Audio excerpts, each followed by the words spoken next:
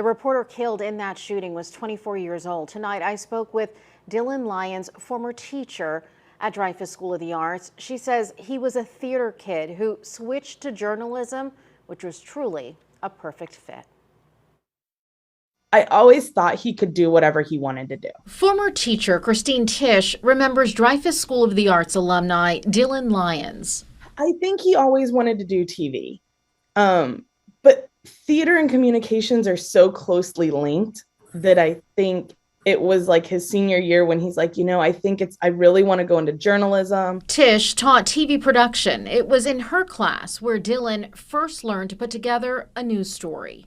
And he was just one of those kids that just stood out. He had that positive energy. He was always looking to make sure everybody was okay.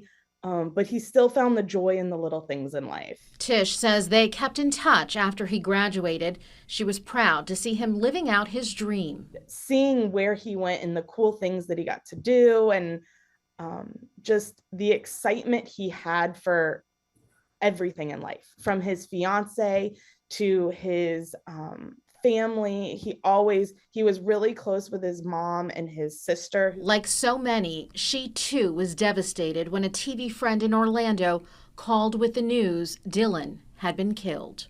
I've lost several students, whether it was to suicide or to violence, but something about this one, doing what he loved and what he wanted to do, really hit me hard. Dylan Lyons attended the University of Central Florida. There is now a memorial to him outside the Nicholson School of Communication and Media on campus. Associate Professor Tim Brown says he taught Dylan as a student years ago.